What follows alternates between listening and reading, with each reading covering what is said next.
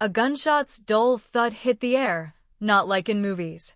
I'm John Harper, bleeding on the 200-year-old porch of my family's Willow Creek Ranch. My leg burned as Catherine Ramsey, president of Oak Ridge Estates HOA, stood over me, her pistol smoking.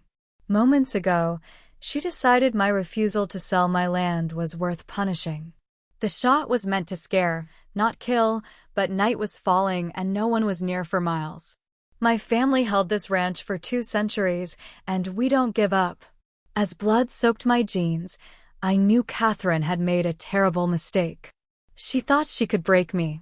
She didn't know I'd fight to my last breath, and the law was already coming. It started that morning. The Texas sun cast shadows over the ranch's green fields, bright against Oak Ridge's shiny mansions. I sat in my grandfather's oak chair, drinking coffee, touching a crack in the wood that held 5 generations' stories. My phone rang, my daughter Emma, a law student, excited about her professor liking her essay. Pride filled me until a black SUV screeched to the gate. Catherine, in a crisp suit, stepped out with 2 nervous HOA members. Her smile was sharp as she offered $1.5 million for the ranch, double its value. "A new start, John," she said, eyeing the land coldly. I said no, pointing to the sign, Harper Family, EST 1823. I told her about my ancestors' struggles, my grandfather surviving hard times, my father refusing bigger offers.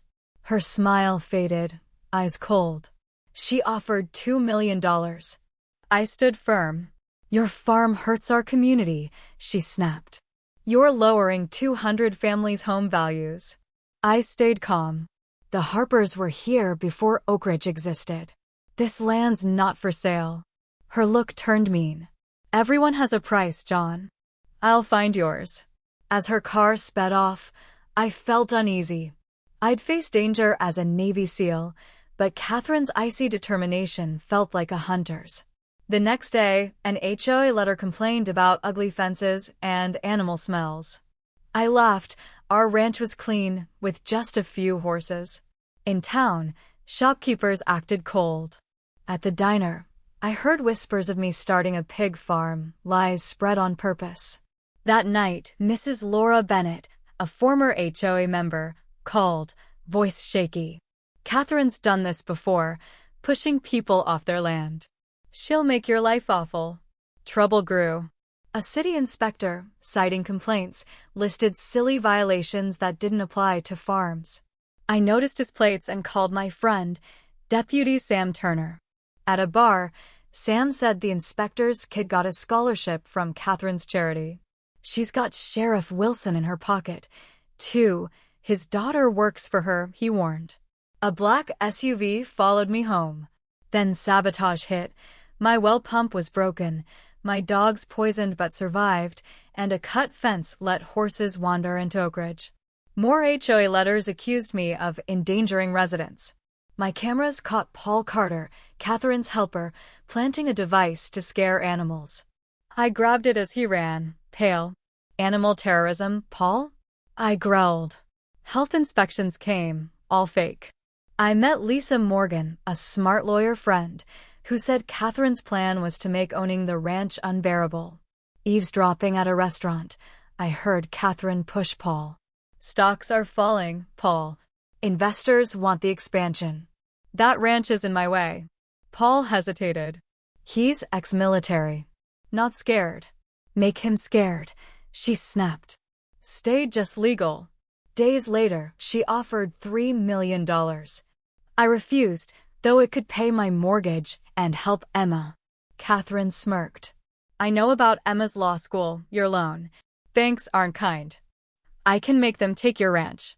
I stayed strong. "I've faced worse than you, Catherine." She left, hissing, "Some need pain to learn their price." Her company bought my bank, flagging my mortgage for review. I felt trapped but looked at my ancestors' photo, their strength pushing me forward. Emma came home, angry but focused. "We need proof," she said, turning our dining room into a strategy room with her law school friends Sophie and Liam. They researched land rights while I hid cameras and rocks and clocks from a SEAL Friends security firm.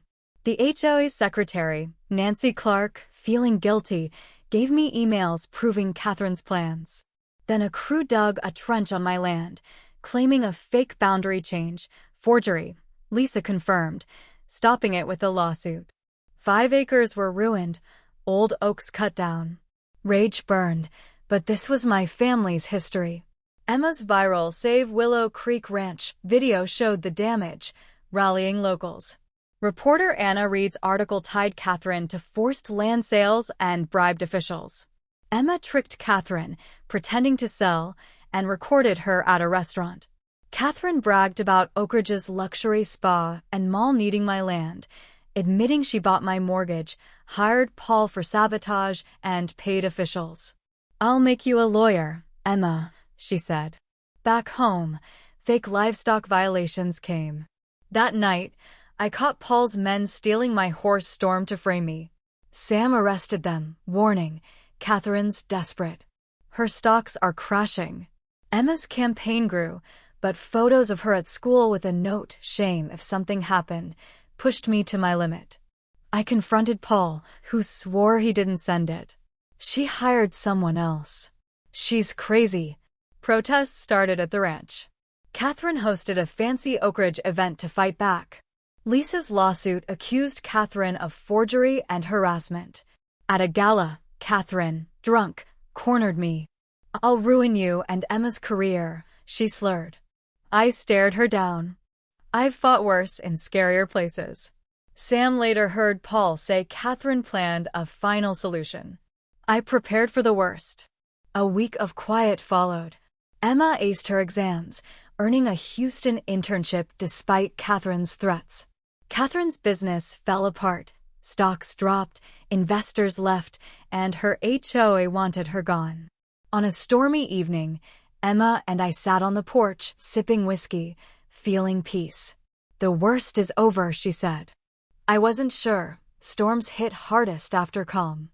That night, Mrs. Bennett called, scared. "Catherine's drunk, armed," fired Paul. "She's coming." I left Sam a voicemail, told Lisa, but refused to run. Rain poured as I checked cameras, skipping my gun to avoid trouble. My ancestors' photo gave me strength. I wouldn't lose their land. At 11 p.m., Catherine's SUV rolled up, lights off. Soaked and unsteady, she stumbled toward me, eyes wild. "Go home, Catherine," I called. "Talk tomorrow, sober." She laughed, shrill. "You ruined my legacy. Oak Ridge was my mark." Her hand reached into her purse.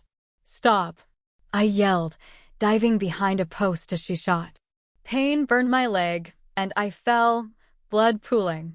Catherine came closer, crying, gun shaking. I just wanted to be remembered. Headlights flashed, Sam's patrol car. "Drop it," he shouted. Blinded, she hesitated. I knocked the gun away, and she fell, sobbing as Sam cuffed her. "You built on lies," I gasped, holding my wound. Paramedics rushed me to safety. Cedarville exploded. Anna's front-page story, with my camera footage, went national. Catherine, out on $250,000 bail, faced assault, forgery, and bribery charges. Paul, sorry, gave the FBI key files.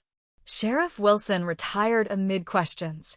Locals filled my hospital room with gifts, and a GoFundMe soared. Emma's press conference called our fight for justice everyone's fight. Oak Ridge removed Catherine, electing Mrs. Bennett to mend ties with the ranch. Catherine's trial was loud, her outbursts blaming me winning no one. Guilty on all counts, she got 15 years, her empire gone. A settlement gave me money, her apology, and 50 acres for a nature preserve. The ranch thrived, hosting a Cedarville Heritage Festival. I started a foundation to protect farms. Emma opened a land rights law firm. On a fall evening, we sat on the porch, cider in hand, a new sign shining. Harper Ranch, EST 1823. "Grandpa would be proud," Emma said. I nodded. Not for winning, but for building better. Catherine tried to erase us, but we carved our name deeper, keeping our land and our legacy strong.